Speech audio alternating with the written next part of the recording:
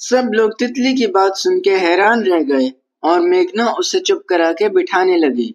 जज ने तितली को सुन के भी अनसुना कर दिया और उसकी एविडेंस क्लोज कर दी। फिर रोहन के वकील को कहा कि आप तितली को काम वाली साबित करने के लिए गवाह और सबूत लाओ।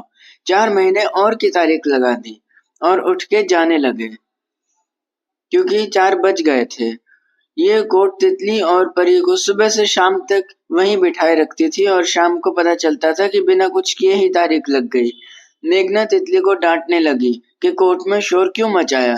फिर तितली ने पेन ड्राइव निकाल कर दिखाई और कहा कि वो सच बोल रही है।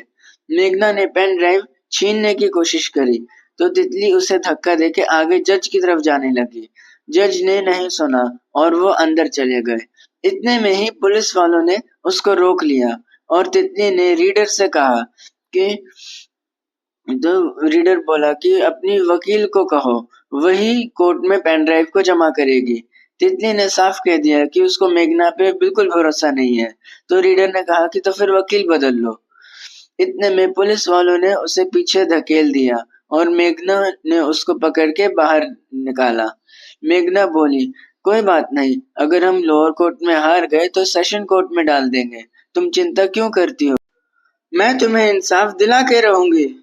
अगर आपको कुछ करना होता तो आप पहले ही कर चुके होते। इतना टाइम नहीं लगता। मुझे तो आप पे शक होने लगा है। आप मेरी वकील हो या रोहन की? सारे काम उसके लिए क्यों कर रही हो? आप उससे मिल गई हो क्या? आपको कितना पैसा खिलाया है या आपको मजबूर किया है? बताओ मुझे। तितली गुस्से में बोली, अच्छा बच्चू, तेरा दिमाग बहुत तेज चलने लगा है। जुबान तो कैंची की तरह चल रही है। मैं तुझे और तेरी बच्ची को पिछले 2.5 साल से बिठा के खिला रही हूँ और तेरा केस भी फ्री में लड़ रही हूँ। तू मुझ पे शक कर रही है? बस यही सुनना बाकी था। सही कहते हैं लोग, भलाई का तो जमाना ही नहीं रहा। चींटी को घी खिलाओ तो उसके पर निकल आते हैं। कोई बात नहीं, तुझे मुझ पे भरोसा नहीं है ना? कोई दूसरा वकील कर ले और अपना बोरिया बिस्तरा बांध ले और कोई दूसरा घर भी ढूंढ ले। एहसान फरामोश और नमक हराम लोगों की यहाँ कोई जगह नहीं है। मेघना गुस्से में बोली।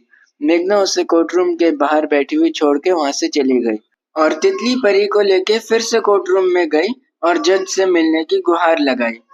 कोर्ट में लोग उससे केस के बारे में पूछने लगे तो वो सच्चाई बताने लगी। जज अपने रिटायरिंग रूम में बैठा आराम कर रहा था तो रीडर ने आके जज को बताया कि तितली कोर्ट रूम में बाहर हंगामा कर रही है। जज ने अविनाश और मेघना को बुलाया और पूछा कि इसका क्या करें।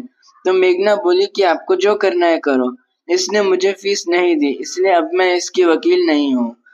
उन्होंने फैसला कर लिया और रीडर ने कोर्टरूम में जाके तितली को कहा कि जज साहब ने आपको बाहर अंदर बुलाया है। तितली ये सुन के खुश हो गई, सबको शुक्रिया अदा किया। उसने रिटायरिंग रूम का रास्ता पूछा और अपनी बेटी के साथ उस ओर चल दी।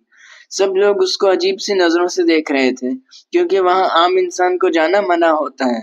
पर वो ये सोच के खुश हो रही थी कि इतने बड़े जज ने उसका पक्ष सुनने के लिए उसको बुलाया। क्या पता आज वो पेन ड्राइव देख के फैसला ही सुना दे। ये विचार उसके मन में चल रहे थे जब वो कॉरिडोर से गुजर रही थी और रिटायरिंग रूम आ गया। उसने दरवाजे पर ठक ठक किया और पूछा, मे आई कम इन सर? अंदर से जज साहब ने कहा, कम इन। तो दरवाजा खोल के वो अंदर चली गई। तितली को देखते ही जज ने घंटी बजाई और बाहर से 2 बंदूकधारी गनमैन रिटायरिंग रूम में आ गए। अचानक से उन्होंने तितली को गिराया और घसीटते हुए रिटायरिंग रूम के बाहर कॉरिडोर में ले गए।